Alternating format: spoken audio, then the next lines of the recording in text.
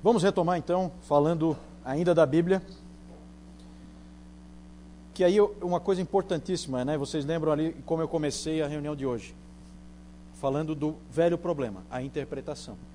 Nós estávamos conversando agora, estava ali falando com o Newton, e a gente vê que todas essas denominações neopentecostais que tem aí, tal, todas elas é Bíblia, e citam textos bíblicos e tal, o problema é como interpretar a Bíblia, né? Eu posso provar qualquer coisa pela Bíblia, né? O que eu quiser, porque eu vou tirar um texto de contexto e aí eu provo qualquer coisa.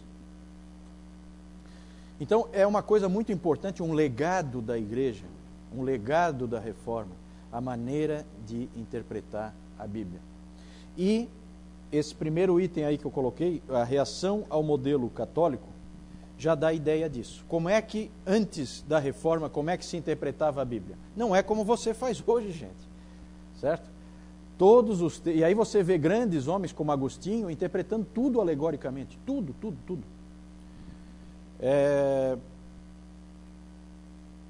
Isso esvaziava, na verdade fica uma coisa arbitrária, cada um acaba inventando a interpretação que quiser, alegorizando os mais diversos textos.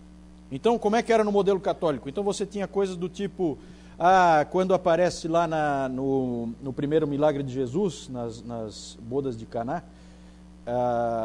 então aparecem 6 talhas, né? 6 vasos ali de água, né?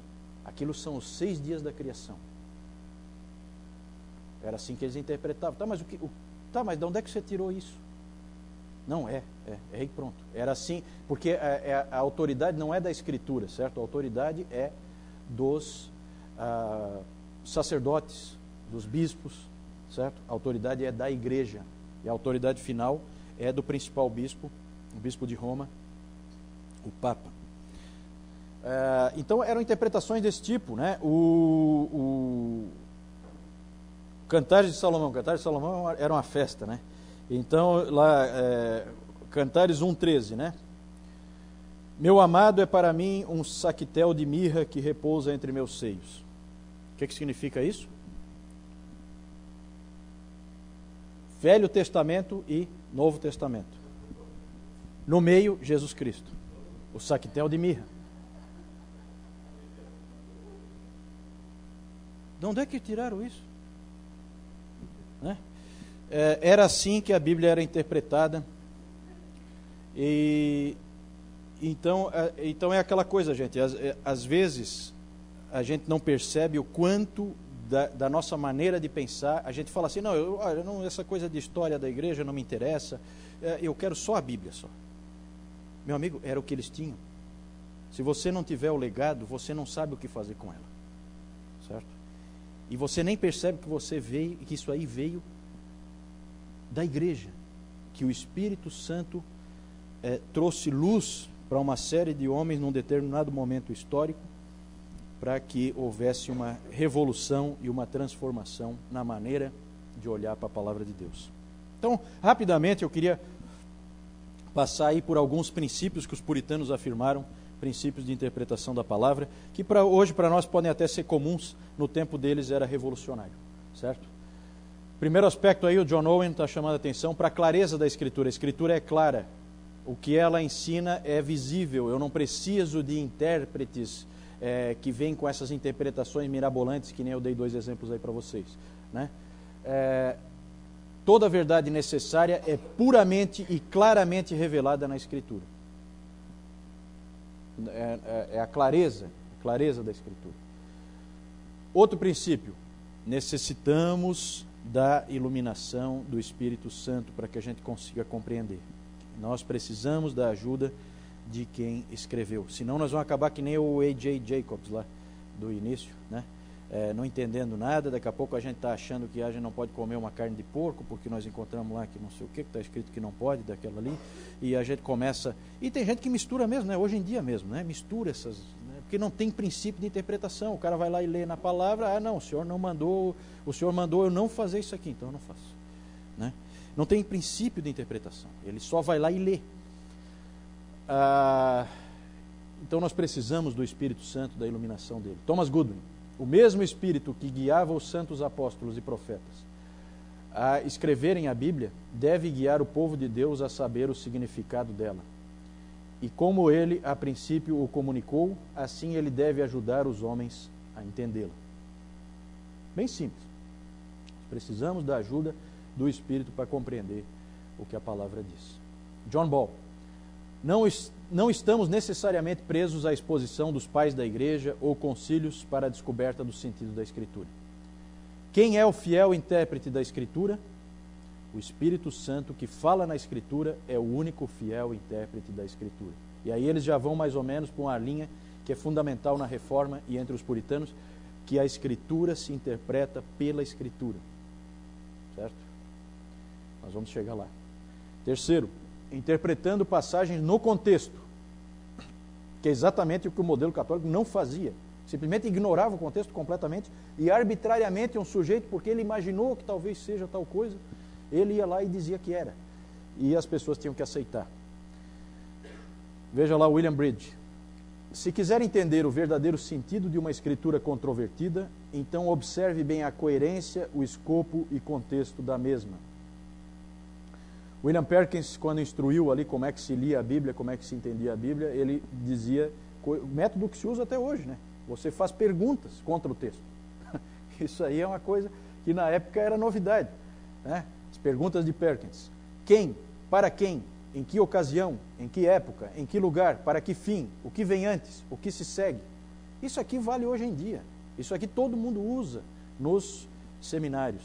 Né? Eles aprendem a interpretar a Bíblia assim. Certo? Isso aqui não é uma coisa que ficou, é um legado. Mais um legado. Quarto princípio, a unidade da Escritura.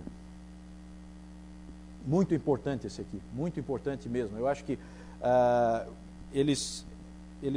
os puritanos só conseguiram forjar uma coisa desse calibre aqui, como a Confissão de Fé de Westminster. Aqui eu estou mostrando a Confissão de Fé Batista, mas é praticamente igual à Confissão de Fé de Westminster. Eles só forjaram isso por causa desse princípio aí, porque eles viram que a Escritura é um livro único. Isso é fundamental. Eu não posso chegar ali e ver um determinado... em Levítico 21 fala que não pode aparar a barba, então eu não aparo mais a barba. Não é assim que se lê as Escrituras. Então, John Owen. Na nossa busca da verdade, nossas mentes serão grandemente influenciadas e guiadas pela analogia da fé.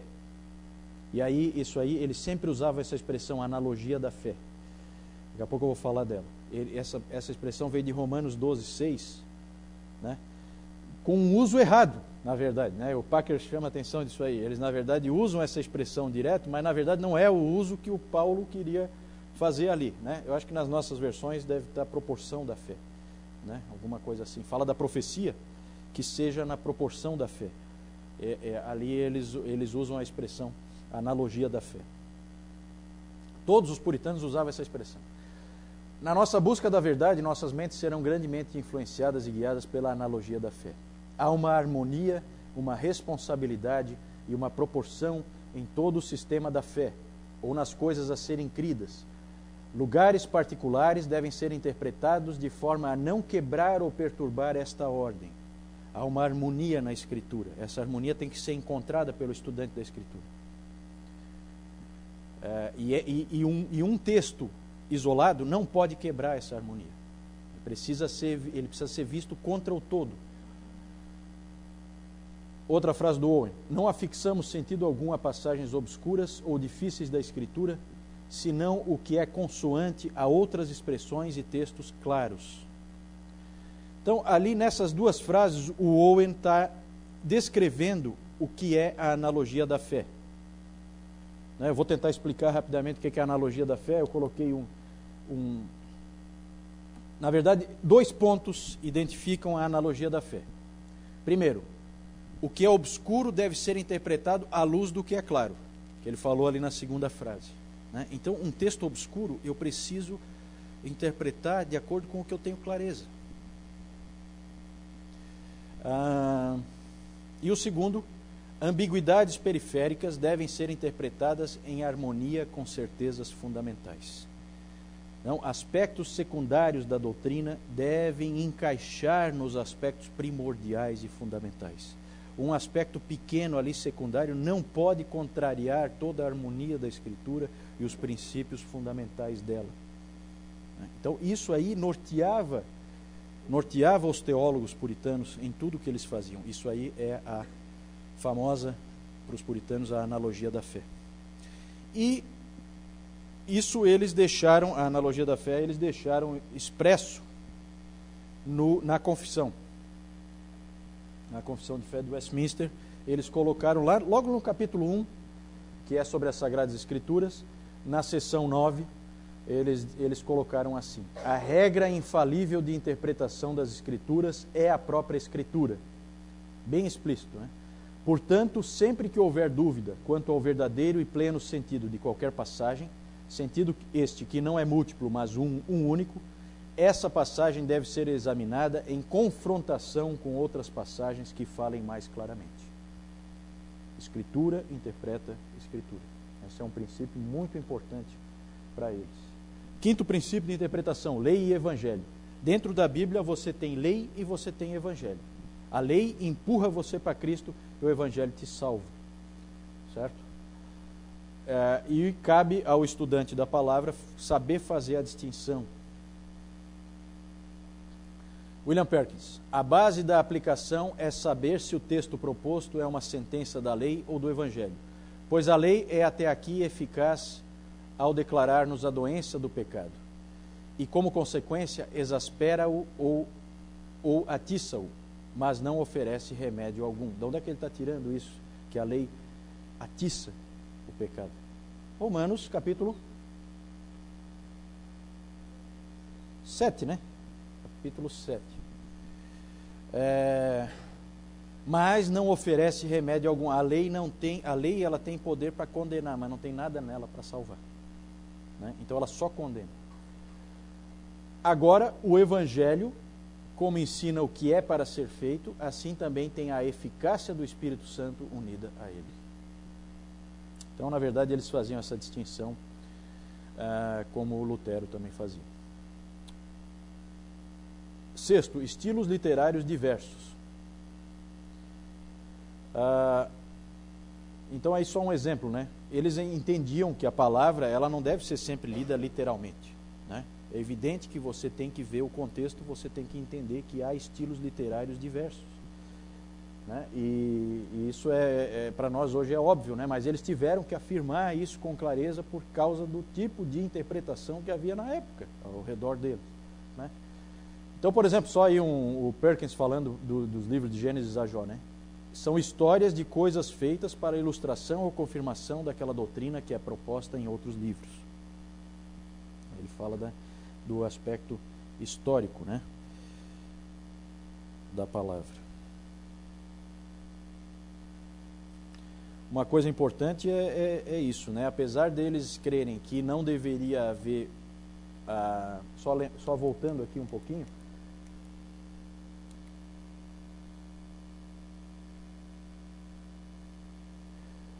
apesar deles não alegorizarem a Escritura, né? Eu acho que eu não li ali, né? Eu não li esses aqui, né? Thomas Gattaker: Senhor, não ousamos alegorizar as Escrituras, onde a letra dela nos fornece um sentido claro e próprio. Então, na verdade, eles estavam reagindo contra o modelo católico de fazer alegoria em cima da Escritura. Se o sentido for claro e próprio, é para você tratar como está escrito, como literal. Isso não quer dizer que eles tratavam tudo como literal, né? Eles tinham esse bom senso. Vejam William Bridge ali. Embora o sentido da Escritura seja um, no entanto, às vezes a Escritura deve ser entendida literalmente, às vezes figurativamente e metaforicamente. É o contexto que vai dizer. Isso aí também é lugar comum hoje em dia, em termos de interpretação das Escrituras, né? Depende do contexto. O contexto é que vai dizer para ti se é uma metáfora ou não, aquilo que está sendo dito, né? Ok, vamos avançar então, para encerrar essa parte sobre a Bíblia.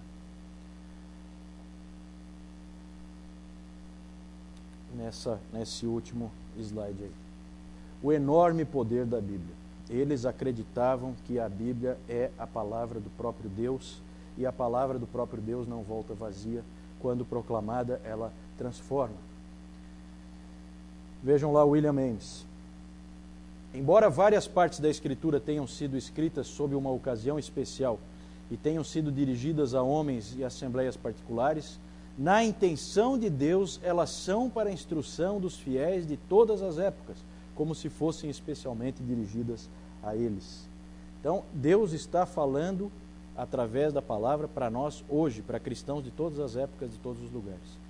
Henry Lukin: ao ler qualquer mandamento ou proibição na Escritura, devemos fazer particular aplicação deles a nós mesmos, como se Deus o tivesse dirigido a nós em particular, ou tivesse falado conosco pelo nome, ou enviado uma mensagem especial do céu para nós. Eles criam realmente que a Bíblia, eles eram claramente um povo do livro.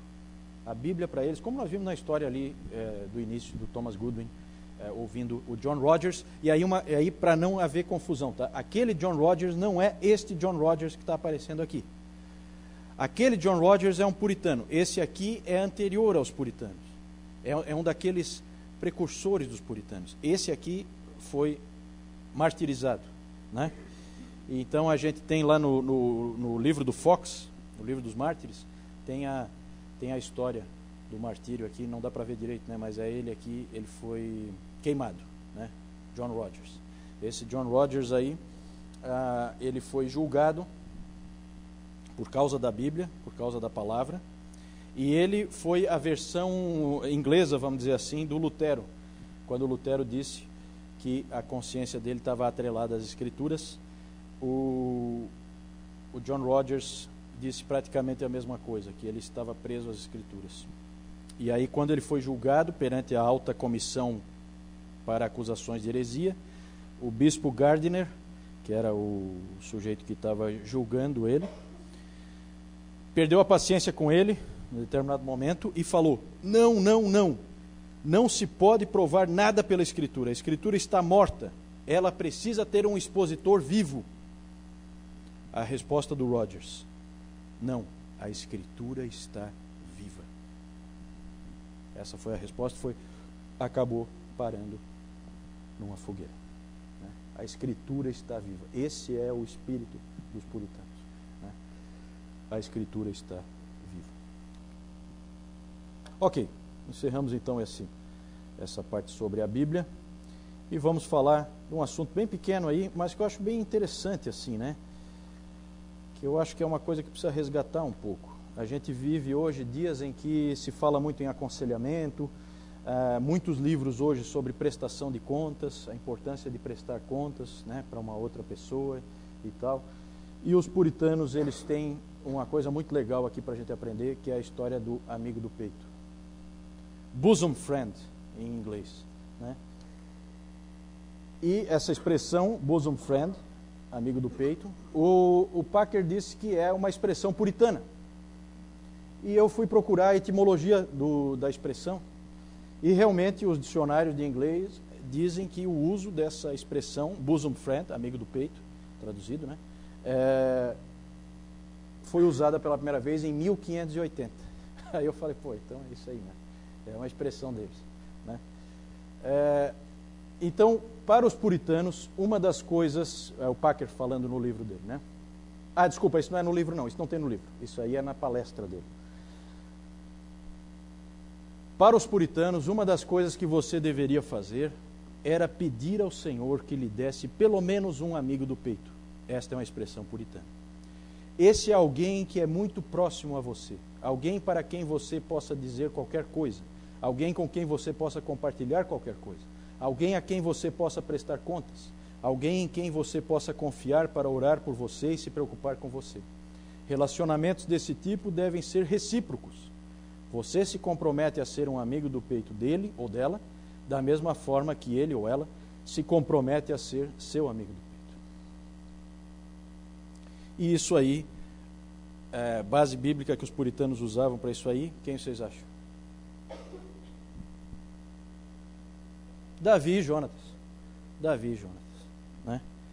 Davi e Jonatas os puritanos sempre citavam eles como exemplos. E os puritanos procuraram realmente isso aí. Veja que é uma coisa que você pede a Deus, como um meio de graça.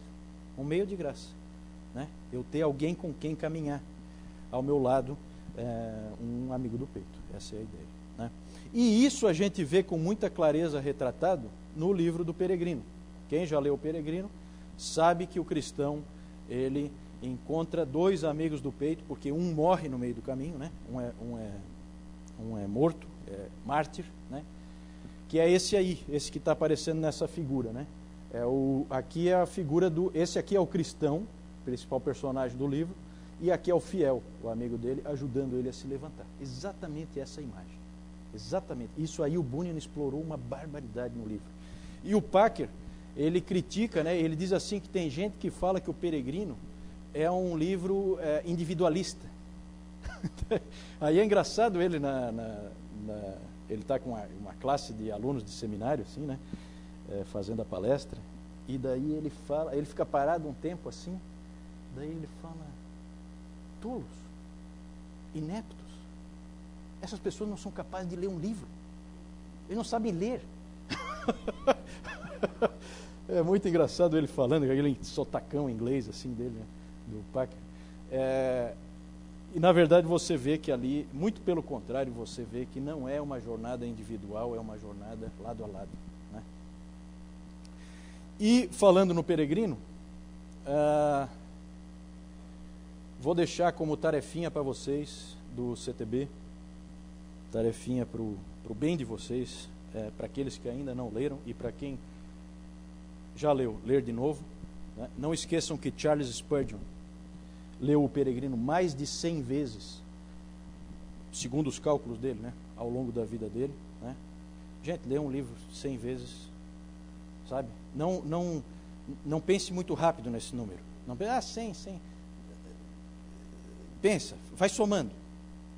Li uma vez, li duas vezes. Vê, faz o cálculo, né? Ele leu o Peregrino mais de 100 vezes. O Peregrino, gente, é tão importante você ler o Peregrino, porque ali você vai ver a expressão toda misturada da vida cristã, do ponto de vista dos puritanos, da teologia puritana, que está toda por trás ali, né? Tudo junto, numa história fascinante. Então, eu, na verdade, trouxe várias versões aqui, porque eu tenho que fazer alguns comentários a respeito, para ajudar vocês, né? Tomem cuidado com versões do Peregrino que são feitas para crianças. O Peregrino não é um livro para crianças, apesar das crianças gostarem muito, né? Não me entendam mal. As crianças gostam muito de ouvir a história do Peregrino, né? Mas ele não é para crianças, né? E as crianças não têm ainda a capacidade de perceber, refletir, absorver as metáforas que estão lá dentro, como por exemplo essa aqui, né? O soldado caiu ali com a sua armadura e vem o amigo e levanta, né? Então cuidado com livros assim, ó, tipo esse aqui, que foi feito para crianças, né? Aqui foi tirado todo o conteúdo da história, né? Esse aqui, se você ler esse aqui, você não leu o Peregrino. Certo? Então, se alguém leu, então, né? 0 a tua contagem por enquanto. Mas e aí você tem versões assim como essa aqui, ó, mais recente. Eu vou deixar aqui, eu gosto mais para o final, tá? Essa aqui nós lemos lá em casa, em família.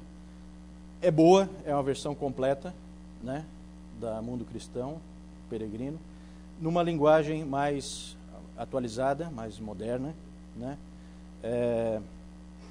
E o bom desse aqui é que ele vem com a segunda parte, que a segunda parte, como acontece com o cinema, né? A sequência nunca é a mesma coisa, né? Não quer dizer que não tenha valor, tá? Nós estamos lendo agora, né? Esse aqui eu nunca li, nós estamos lendo juntos lá em casa, que já vou estragar a surpresa, né? Porque no Peregrino ele vai sozinho, a família dele não vem com ele por causa da incredulidade, eles não se convertem e não vêm na caminhada com ele, mas eles vêm na segunda parte, né? Que é a Peregrina, né? Essa o Bunyan escreveu depois. Então, é interessante esse aqui da Mundo Cristão, em 2 volumes. Esse aqui é bem novo, eu não li, é da Fiel. Também a versão completa com anotações explicativas, né? Então, se você é contra a Bíblia de Genebra, como o Rei Tiago, né? Então esse não é para você, porque esse tem anotações, tá? Mas parece muito bom, eu não li nessa versão aqui, dei uma folhada só, né? Mas parece bom. A versão que eu gosto, que foi a primeira que eu li, talvez isso influencie, né? Eu não sei se existe ainda, tá? Né? Essa versão aqui, tá? Não, o Moisés fica rindo ali, mas é da imprensa metodista. E o bacana que eu acho assim é que ela tem uma linguagem mais, um português mais, um pouco mais antigo, que dá mais solenidade, né? Como as nossas Bíblias assim mais antigas, né? Eu prefiro, acho que fica mais condizente com o original. Tem ilustrações aqui, é bem legal. Então, esse aqui é o meu favorito, eu gosto de ler nesse da imprensa metodista, né? Gente, não perca a oportunidade de ler isso aí, sabe? Leia esse livro.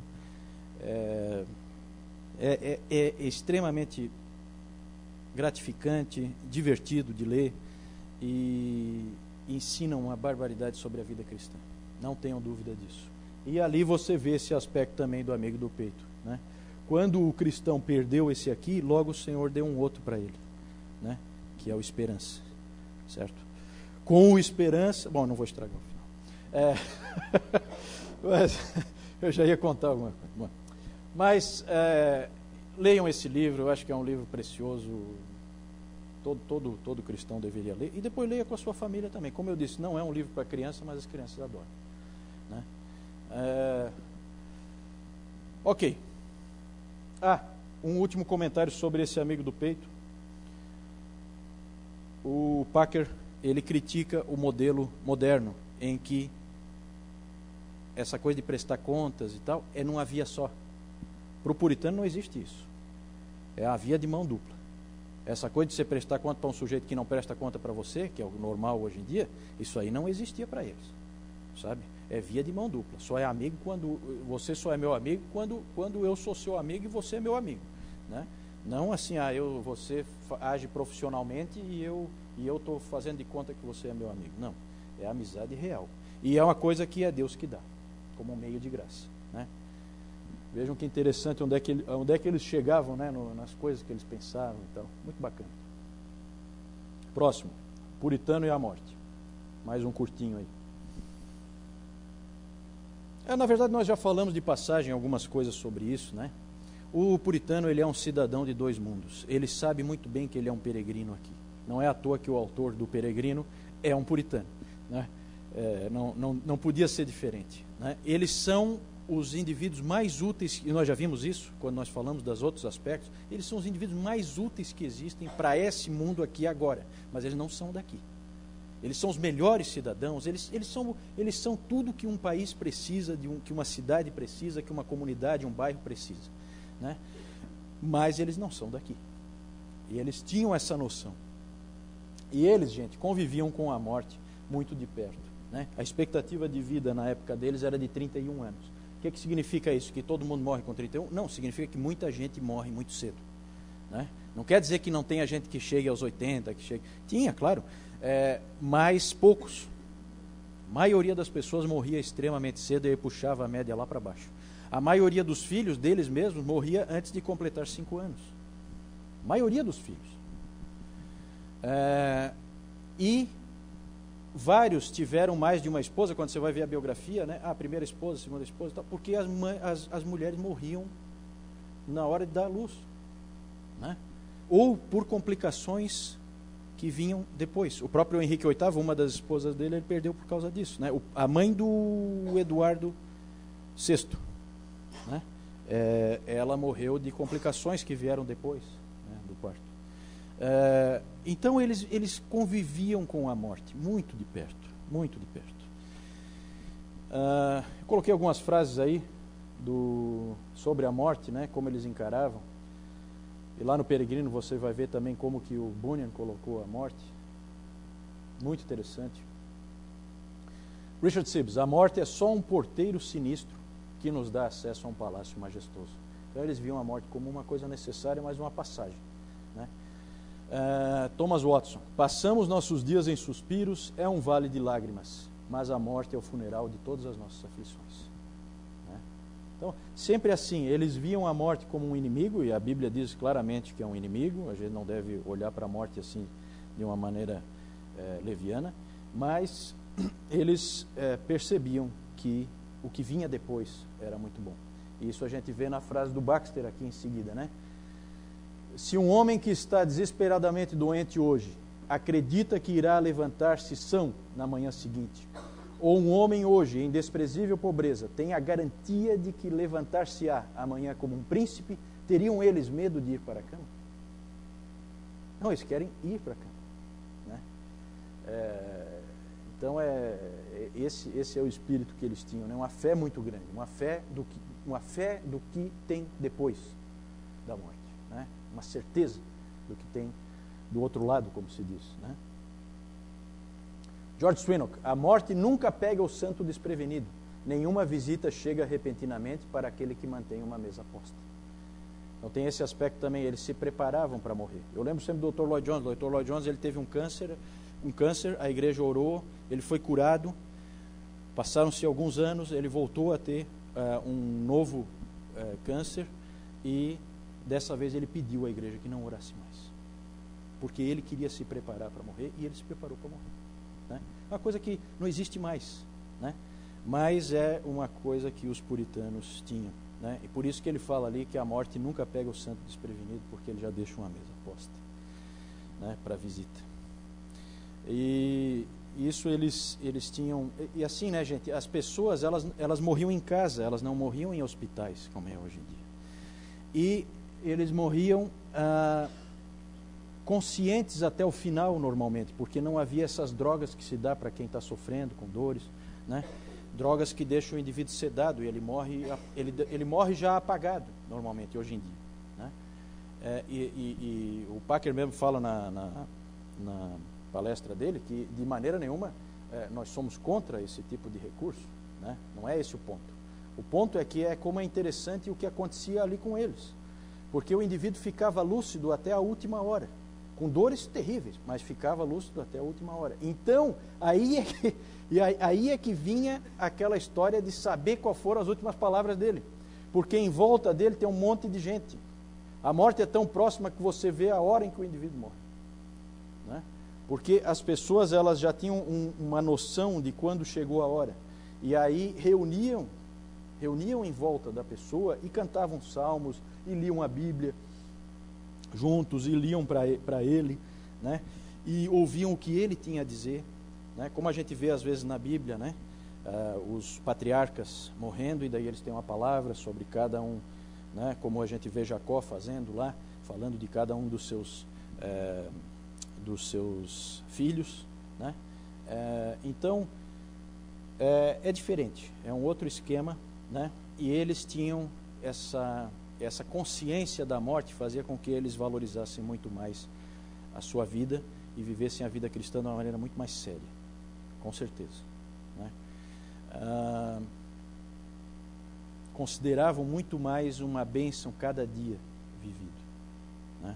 Pela proximidade que a morte tinha em relação a eles, né?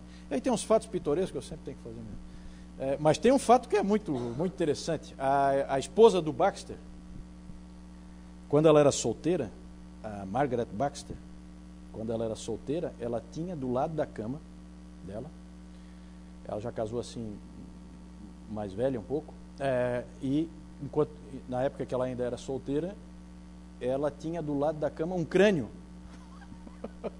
um crânio, né? Que enfeite, né? Está aí uma ideia para você aí, né? Ela tinha um crânio de uma pessoa, né? Era um lembrete. Então ela acordava todo dia de manhã sabendo qual é o fim de todos os homens, né? Isso dá uma seriedade, gente, né? Eu estou só citando como, né? Não estou recomendando. Não estou recomendando. Se bem que eu conheço gente que, né, não está muito longe disso. Mora na minha casa ainda. Bom, mas vamos lá. Vamos para o nosso último assunto. Tentar correr um pouquinho. Muito importante isso aí, a consciência puritana. Já falei aqui, em algumas frases que a gente colocou já apareceu essa coisa da consciência. Várias vezes eles citam. E para o puritano era fundamental esse aspecto da consciência. Eles tinham uma preocupação contínua de conhecer a Deus verdadeiramente, de servi-lo corretamente e glorificá-lo em tudo que eles fizessem, né? Isso fez com que eles se preocupassem com todas as questões de consciência. Nós vamos explicar um pouco melhor isso aí, com a ajuda deles aí também. O que é a consciência? A consciência é o órgão mental do homem através do qual Deus o impressiona com a sua palavra. Essa é uma definição, é uma possível definição que o Packer coloca lá no livro dele, né? Para os puritanos não podia haver nenhum real entendimento do que é a vida cristã, de como viver a vida cristã, sem fazer uso da consciência. E isso já vinha lá do Lutero, né? Hoje é o aniversário da Reforma, hoje é 493 anos. Há 493 anos atrás, Martinho Lutero pregou as 95 teses na porta da Igreja do Castelo. Então, escolheu-se, eu estava falando de manhã com o Nilton, depois da pregação do Jaércio, que escolheu-se um evento que talvez tenha sido o evento deflagrador de tudo o que aconteceu depois, né? Que é essa fixação das 95 teses. O próprio Lutero não sabia o que ia acontecer depois, né? Mas escolheu-se esse evento, que aconteceu em 31 de outubro de 1517, como o dia da Reforma. E ali, esse aqui é um outro evento, né? Mais tarde, quando, não sei se 1527, não sei de cabeça não, em que Lutero foi chamado para comparecer diante da dieta de Worms, ou Worms, né, em alemão. E lá ele falou aquela famosa frase dele, diante do representante do imperador. Ele disse o seguinte: minha consciência está cativa à palavra de Deus.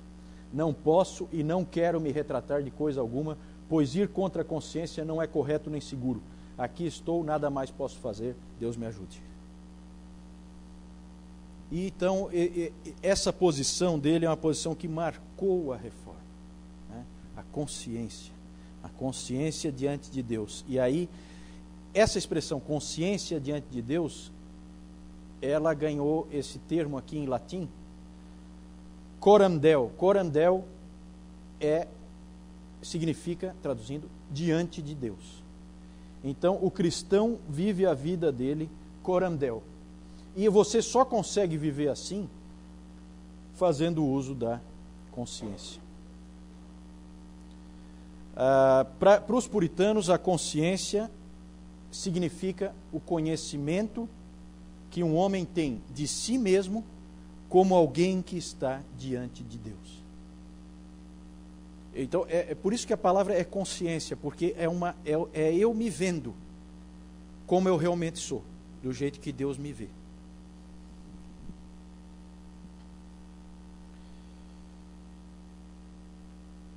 O William Ames repetiu as palavras de Tomás de Aquino no prefácio do seu livro sobre casos de consciência. Nós falamos já no domingo passado sobre os casos de consciência, os livros de casos de consciência que os puritanos escreviam. O Ames escreveu também, como a boa parte deles escreveu, livros desse tipo.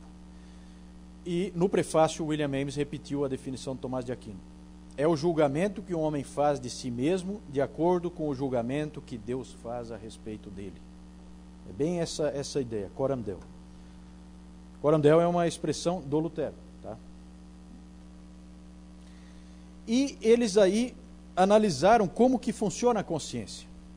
Eles entenderam que a consciência é uma coisa que nós temos dentro de nós, que Deus programou em nós, que é meio à parte de nós, é meio fora do nosso controle, e que faz parte, como o Thomas Goodwin fala ali, faz parte da razão prática. E como é que funciona a consciência? Eles então usavam os silogismos práticos, uma premissa maior mais uma premissa menor que leva a uma conclusão, né? A soma dessas premissas, logicamente, então, leva a uma conclusão. E aí tem um exemplo, né? Premissa maior: Deus me proíbe roubar. Como é que eu descobri? Aqui. Não devo roubar. Premissa menor: pegar este dinheiro que está aqui na minha frente, né, no exemplo que está sendo dado, seria roubar. Conclusão: portanto, não devo pegar este dinheiro. É assim que a consciência funciona sempre. A gente não percebe porque é muito rápido, mas é assim que ela funciona sempre. Ela junta o nosso padrão moral, que veio de algum lugar, né, a alguma coisa que a gente vai fazer ou está fazendo, e chega a uma conclusão. É claro que uma consciência doente, uma consciência problemática, e os puritanos falavam muito disso, que a consciência ela pode estar calejada, enfraquecida, amortecida, cauterizada, obrigado, com uma palavra expressa para nós, né? E aí a minha consciência pode fazer assim, pode fazer de uma maneira diferente para o homem pecador, né? Ela pode pensar assim: este dinheiro resolveria um monte de problemas para mim. Primeira premissa. Segunda premissa: se eu pegar do jeito que eu vou fazer, ninguém vai descobrir. Portanto, eu vou pegar esse dinheiro, né? Porque às vezes a consciência do homem pecador, a preocupação é só com a punição, né? Como Romanos 13 fala lá, nós não obedecemos às autoridades. Romanos 13, acho que versículo 8, né? Alguém checa para mim? Nós não obedecemos às autoridades por medo da punição, mas por dever de consciência. Os puritanos, isso aí é tudo que eles querem ensinar, né? Por quê? Porque eu vivo corandel. Eu não preciso me preocupar. É o quê? 5, versículo 5. Obrigado, Débora. Romanos 13, 5, né? Eu não preciso eu não devo me preocupar com a punição. Eu devo me preocupar por eu estar corandel diante de Deus. Essa é a minha preocupação, né? Então é completamente diferente. Vejam que um silogismo prático foi usado no Éden. Eva viu que a fruta era boa para dar entendimento, né? Então uma premissa: é bom eu comer dessa fruta. A outra premissa foi dada por quem? Satanás. Satanás deu a segunda premissa: não, se vocês comerem, vocês não vão morrer. Se eu comer, eu não vou morrer. É bom e não vai acontecer nada comigo. Certo? Então eu como. Silogismo prático, né? Por isso que a consciência precisa ser instruída. A consciência é como se fosse um pregador dentro de nós que Deus plantou ali. Certo? Ele sempre prega. Se o pregador for bom, ele vai te ajudar. Se o pregador for mau, ele vai te levar por caminhos perigosos. Mas que há esse pregador dentro de todas as pessoas, há. Veja o que diz William Fenner: a consciência é um pregador a nos dizer o nosso dever para com Deus, para com os homens. Sim, ela é um poderoso pregador, pois exorta, insta, provoca. Sim, é o mais poderoso pregador que poderia haver. Vez por outra, ela faz tremer o coração mais duro e obstinado que haja debaixo do céu. Só que a consciência, como nós vimos ali pelos exemplos que a gente acabou de ver, a consciência precisa ser instruída, porque acabei de dar um exemplo em que a consciência foi instruída por quem? Por Satanás. Aí o resultado não foi tão bom. Nós estamos pagando até hoje, né, pelo que foi feito ali, certo? Então a consciência, ela precisa ser instruída corretamente.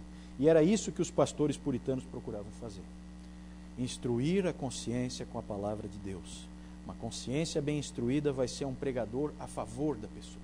um pregador extremamente poderoso a favor da pessoa e não contra ela, né? Contra ela só quando ela estiver errada, e nisso ele está sendo a favor, na verdade, né? Veja o que diz o Baxter, para contrapor um engano, né? De simplesmente, eu devo seguir sempre a minha consciência. Minha consciência não está me acusando de nada. Não, eu fiz isso, mas eu não estou sentindo culpa nenhuma, né? Toma cuidado. Veja lá.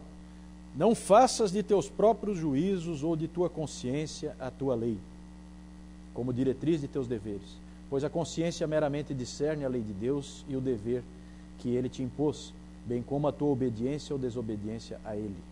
Há um perigoso erro que é muito comum no mundo, mais comum ainda em nossos dias, que um homem está obrigado a fazer tudo o que a sua consciência lhe declara ser a vontade de Deus, e que todo homem deve obedecer à sua consciência como se fosse ela a legisladora do mundo. A verdade, porém, é que Deus, e não nós, é nosso legislador. E a consciência tem como papel tão somente discernir a lei de Deus, exigindo que nós a observemos. Uma consciência errada não deve ser obedecida, e sim ser melhor informada. E isso que os puritanos procuravam fazer, né? Então, os casos de consciência eram análises para dar discernimento, para ganhar mais discernimento, né? Será que fazer isso é certo? Será que fazer aquilo é errado? Será que eu estou indo num caminho certo? Será que esse é um caminho bom? Será que é isso que eu devo fazer? Será que eu estou colocando as minhas prioridades corretamente? Os caras gastavam um tempão escrevendo sobre cada uma dessas coisas com a experiência pastoral que eles tinham, né? Então, esses livros de casos de consciência é isso aí. Em tal situação, né? Como é que eu devo fazer? Como é que eu devo agir, né? Então eles trabalhavam em cima disso, porque a consciência precisava ganhar discernimento em cima da palavra. Discernimento é uma coisa preciosa, mas que não é muito fácil da gente ter se o Senhor não nos der. Para encerrar, é meio longo aí, mas eu achei tão precioso esse trecho aí do Packer, e que eu não tive como tirar pedaços. Eu acho que vale a pena a gente ir com calma aí e tentar. Eu acho que faz um fecho de tudo que eles pensavam sobre a consciência, que é, na verdade, o segredo da piedade, o segredo de uma vida santa, de uma vida piedosa diante de Deus. Vejam lá, J. I. Packer. Uma boa consciência eterna. A consciência de um homem ímpio pode ficar tão calejada que raramente reage, mas a consciência saudável de um crente, diziam os puritanos, age continuamente, ouvindo a voz de Deus em sua palavra, procurando discernir a sua vontade em tudo, sendo ativa na autovigilância e no autojulgamento, né? O aspecto da vigilância aí, né? A consciência faz essa vigilância. O crente saudável reconhece sua fragilidade, sempre suspeita e desconfia de si mesmo, a fim de que o pecado e Satanás não o apanhem desprevenido. Assim ele se examina regularmente diante de Deus, sondando os seus atos e motivos e condenando-se impiedosamente quando encontra em si mesmo alguma deficiência ou desonestidade moral. Como falta isso aí hoje em dia, né? A gente é pronto a se defender. Engraçado isso, né? Os puritanos eram prontos a se atacarem, não ao outro, a si mesmos, né? A consciência preguiçosa de um crente sonolento e entorpecido é sinal de enfermidade espiritual. Um crente saudável não tem de ser necessariamente uma pessoa entusiasmada e extrovertida, mas é alguém que tem o senso da presença de Deus gravado profundamente em sua alma. Corandel, né? Tal crente treme diante da palavra de Deus, permitindo que ela habite nele ricamente. Colossenses 3:16. Por meio de constante meditação sobre seus princípios e que diariamente submete a sua vida a avaliações e mudanças em resposta à palavra de Deus. Então, conforme aquele pregador fica pregando para ele em resposta à palavra, ele vai aplicando o que o pregador pregou, né? Essa é a ideia. Um pregador dentro de você, foi isso que Deus colocou. Esse pregador precisa ser bem instruído, porque senão ele vai ensinar coisa errada para você, né? Podemos começar a aquilatar nosso verdadeiro estado diante de Deus, indagando de nós mesmos quanto exercício de consciência, de acordo com essas linhas, ocorre em nossa vida diária. Essa é a pergunta. E esse aí é o segredo da piedade para os puritanos, né? Os puritanos sabiam que os homens pecaminosos são lentos em aplicar a verdade a si mesmos e rápidos em aplicá-la a outros, né? Não é assim? É assim que os pecadores são, é assim que nós somos. Aplicamos muito devagar a verdade a nós mesmos e muito rapidamente aos outros. Por isso, os pastores e pregadores sabiam que tinham essa tarefa de instruir a consciência de cada um, né? Só essa atitude do puritano, dele saber que ele precisa tirar a trave que está no olho dele, se ele quiser realmente ajudar o irmão, né? Só isso já ajudava muito, porque essa é uma atitude de humildade na caminhada cristã, né? O crente que está sempre racionalizando tem algum problema. Para encerrar a nossa sessão de hoje, eu gostaria só de ilustrar que a preocupação dos puritanos com a consciência fez com que Deus os provasse. 2 testes da consciência puritana Deus colocou. Testes duríssimos. Duríssimos. O primeiro, que eu selecionei aí para a gente dar uma olhada, é a grande expulsão de 1662. Nós não temos condições de entrar em detalhes, né, disso aí, mas isso aí foi o golpe de morte no puritanismo, né? Os puritanos acabaram ali. Graças a Deus que já tinha Jonathan Edwards, já tinha nascido ali, alguns anos depois, né, ele nasceu, e ali já tinha uma semente boa que vinha deles, né, para novo esquema, uma nova coisa que ia acontecer. Mas essa grande expulsão de 1662, nela eu sempre ouvia, e aí eu fiz uma pesquisa, e foi muito legal porque eu encontrei essa informação que eu vinha buscando há muito tempo. Porque eu sempre ouvia que cerca de 2.000 pastores puritanos deixaram as suas paróquias, e é um pouco mais grave do que isso, não é só que ele deixou a paróquia, nós já vamos ver. E aí eu falava, 2.000, cerca de 2.000. Isso não quer dizer nada, eu quero saber qual é o número exato, né? A história tem essa precisão. E aí foi muito legal porque eu encontrei na internet um sujeito que achou num livro, né, a lista por condado, de quantos saíram de cada condado. Aí foi só somar, né? 2.133 pastores deixaram suas igrejas e seu ganha-pão das suas famílias, né? Certo? Gente, de novo, não olhem para o número levianamente. 2.133 pastores, e como o Packer diz, os melhores 2.133, saindo todos ao mesmo tempo. E aí você vê, primeiro veio o ato de uniformidade, né? Tudo isso aí foi proposto por ordem do maldito Carlos II, o rei, né? E quem bolou esse sujeito aqui foi trazido de volta, lembra? Ele foi trazido de volta. Grande erro trazê-lo de volta, né? Ele estava no continente e foi trazido pelos próprios puritanos, pelo ramo presbiteriano, né? Alguns deles, né? Alguns generais trouxeram de volta o rei. E ele encarregou esse cara aqui, cara de vilão, né? Não tem cara de vilão esse aí? Hein, Ellen? Cara de vilão, né? Olha só. Conde de Clarendon. Ele criou o Código de Clarendon, que tinha alguns atos. O ato de uniformidade, em que todas as igrejas tinham que ser iguais, e todas elas usar o livro de oração, fazer todas aquelas coisas que lá no início os puritanos criticaram, né? Tinham que trazer tudo de volta piorado. Isso para a consciência dos pastores não dá para fazer. Diante do Senhor, não. Né? Não podemos fazer isso aí. Tinha esse ato. Depois, para acabar com coisas daquele tipo ali, ó, reuniões secretas, alguns anos depois, como eles continuaram se reunindo, porque imagina se eles não iam querer continuar ouvindo aqueles grandes pregadores com quem eles aprenderam a palavra de Deus, né? Então você tem reuniões até no mato ali, ó, né? Só que no início era o quê? Nas casas, certo? Eram os conventículos que eu já falei aqui. Aí foi feito o ato dos conventículos, proibindo uma reunião com mais de 5 pessoas que não fossem da mesma família. E aí é o peso da força da lei, né? Da polícia, né? Em cima. E, por último, o ato das 5 milhas. Não só eles tiveram que deixar as congregações onde eles eram pastores e cuidavam daquelas pessoas, cuidavam daquele rebanho, e nós vimos o nível dos pastores, né? Nós vimos a qualidade. Aí dentro desses 2.133 tem gente como Richard Baxter, né? Como Joseph Alleine.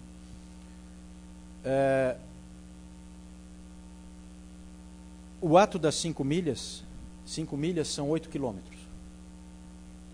Dizia o seguinte: esses sujeitos não podem se aproximar num raio de 8 quilômetros, né, do lugar onde eles foram pastores. Então a coisa foi piorando ao longo dos anos, né?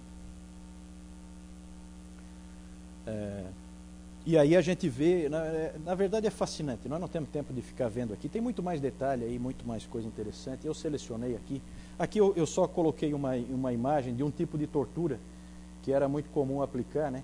Que é essa aqui de esticar o sujeito, né? Você vai esticando o corpo dele, era muito comum aplicar. O Joseph Alleine, o jovem puritano, falei dele domingo passado, né? Ele acabou morrendo porque a saúde dele, tanto ser torturado, porque eles soltavam e ele pregava de novo, soltava, ele pregava de novo, soltava, ele pregava de novo, e a saúde dele foi se acabando, né? Morreu com 34 anos, né? A saúde dele simplesmente acabou, né? Tantas vezes que ele foi torturado, e ele foi um dos expulsos, né? Eu selecionei só um, porque nós não temos tempo aqui, eu sempre estouro o tempo com uma barbaridade, mas selecionei só um trechinho de um sermão de um desses puritanos que foi expulso, que é o Thomas Watson, que nós já vimos várias vezes aqui, que é um dos grandes. Thomas Watson, sermão de despedida. No domingo, antes do ato de uniformidade, né, ele fez o seu sermão de despedida, né? E esse aí é só um trecho. Na verdade, tem muito mais coisas interessantes que a gente podia pôr aqui. Eu selecionei um trechinho. Agora, isso ele pregou para a congregação dele, que era a última vez que ele ia pregar, né, para eles. Agora eu dou boas-vindas à cruz de Cristo. Bem-vinda a repreensão, bem-vinda a pobreza, ou seja lá o que for que me aconteça. Esta manhã eu tive um rebanho e vocês tiveram um pastor. Mas agora aí está um pastor sem um rebanho e um rebanho sem um pastor. Esta manhã eu tive uma casa, agora eu não tenho nenhuma. Esta manhã eu tive um sustento, agora eu não tenho nenhum. O Senhor deu, o Senhor o tomou. Bendito seja o nome do Senhor. De onde é que está vindo isso? Jó capítulo 1. Né? Foi exatamente o que Jó disse. Então esse é só um exemplo, gente. Não vamos encarar com assim, sabe? Né? Esses dessa geração, da terceira geração de puritanos, eles não foram martirizados, eles não foram mortos, né? Mas eles perderam tudo que tinham, né? Então é complicado, é complicado. E aqui que daí vem aquelas histórias fascinantes do John Flavel se disfarçando de mulher para fugir da polícia, o John Bunyan se disfarçando de cocheiro, né? Porque ele tinha que ir para um celeiro para celebrar um batismo. Tudo escondido. Então os caras faziam coisas assim incríveis. O Joseph Alleine, ele saía com John Wesley. Só que esse John Wesley é o avô daquele John Wesley. Né? E eles saíam e pregavam e tal, e aí vinha a polícia e prendia eles de novo e tal, e esses caras batalharam. Agora, eles não assinaram embaixo daquele tipo de culto que era proposto pelo Conde de Clarendon e pelo Carlos II Rei. Né? Ficou só nisso? Não. Deus provou esses homens ali, a consciência deles falou mais alto, eles disseram não, a um preço altíssimo. Era só dizer sim. Alguns disseram sim, né? E caíram em desgraça até hoje, porque todo mundo sabe o nome deles. Né? Mas os que traíram, vamos dizer assim, né? Os que não tiveram essa consciência. Mas, uma coisa interessante, né, gente? 2.133 pastores tomando a mesma atitude ao mesmo tempo. Isso dá uma ideia da unidade que esses caras tinham. Já falei várias vezes aqui, nunca se organizaram, nunca foram um grupo organizado. O puritanismo nunca foi a Associação dos Puritanos da Inglaterra, nunca houve isso aí, né? Entretanto, eles eram extremamente unidos e a gente vê os mesmos princípios se manifestando em várias vidas diferentes, todas ao mesmo tempo. né? Isso é muito legal. É como sempre se frisa, né? Pega o peregrino, leia uma vez e me diga de que denominação é o autor. Não tem como saber. Não tem como saber. Né? Eles não eram divididos, né? Eles tinham identidade. E aí, quando parecia que essa aí era a prova final que Deus tinha para eles, veio mais um teste, né? Exatamente no ano do Ato das 5 Milhas, em 1665, veio a Grande Praga de Londres, né? E em 1666, o Grande Incêndio. Talvez, e aí eu estou só elucubrando, né? Talvez até um aviso do Senhor, né? Para essa turminha aí, Conde de Clarendon, de Carlos II, essa turma toda, né? Só que os puritanos, eu já falei isso aqui, só quero repetir rapidamente para a gente encerrar hoje. Os puritanos, eles entenderam que era um chamado de Deus. Por quê? Porque o que aconteceu ali? Lembram? Quando veio a praga? Qual é o relato histórico? Os primeiros a abandonarem a cidade foram os médicos, os políticos e os pastores, né? Certo? Foram os primeiros a abandonar a cidade e ir para um lugar seguro. É claro que sobrou quem? Sobraram todos aqueles que tinham sido expulsos. Então, gente, eles entenderam que aquilo era um chamado de Deus, né? Aqui tem uma ilustração, é só uma ilustração, né? Já recente aqui, né? Mas as pessoas caídas ali, ó, né? Na cidade. E nós falamos aqui do Thomas Vincent, por exemplo, que transformou a casa dele numa enfermaria, um hospital. 7 pessoas morreram lá dentro da casa dele, né? E os puritanos entenderam que aquilo era um chamado de Deus, né? De novo a consciência puritana em ação. Deus provando eles novamente. Vocês disseram que vocês vão cuidar desse rebanho, agora eu quero ver. Mais ou menos isso que eles entenderam, né? E depois da grande praga veio então o grande incêndio, né? Aqui tem uma imagem do grande incêndio de Londres, né? Que acabou com a praga, né? Mas também acabou com as casas das pessoas. Muitas pessoas morreram, queimadas, crianças principalmente, né? Que não tem como se defender. E assim, a cidade pegou fogo e daí tem o dia seguinte, né? E as pessoas estão ali, não tem mais nada. Não tem mais nada mesmo. Não tem casa, não tem comida, não tem nada. Não é que ela não tem comida. Não tem comida em lugar nenhum, né? E os políticos, e os médicos e os pastores já fugiram faz muito tempo, estão num local seguro, né? Então esses caras tiveram que ser tudo para aquele povo. Cuidar deles em cada detalhe, né? Isso eu acho que é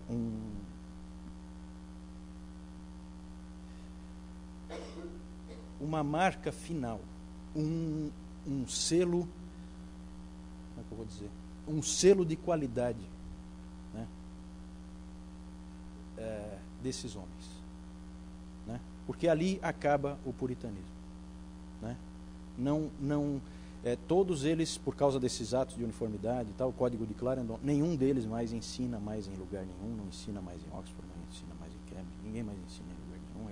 Eles são, tem que se disfarçar, tem que fugir. Ele jogou o cavalo dentro do rio para tentar fugir, o Flavel, né? Então ficou uma coisa marginalizada, e aí eles não conseguiram gerar mais uma geração com a mesma qualidade, né? E assim a gente então, com essas provas da consciência puritana na prática, a gente encerra então mais uma sessão. Domingo que vem a gente encerra de vez, né? Não percam, a gente vai falar um pouco da nossa ligação com esses grandes homens do passado. Vamos orar?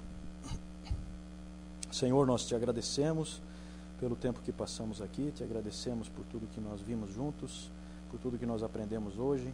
Obrigado, Senhor, pelas vidas desses homens, pela tua providência em levantar cada um deles como exemplos, como guias, Senhor, com tantas falhas que eles também tiveram, mas eles são heróis da fé, eles confiaram em Ti, e nisso eles são exemplo para nós e também servem de esperança para nós na caminhada. Nós Te agradecemos pelas coisas que a gente pôde aprender juntos aqui, alguns aspectos da espiritualidade puritana, e que a gente possa ter uma semana abençoada, que Tu estejas conosco, nos dês uma semana cheia de bênção, Senhor, cheia da Tua graça e da Tua paz. Nós oramos agradecidos, em nome do nosso Senhor e Salvador Jesus Cristo. Amém. Obrigado, gente.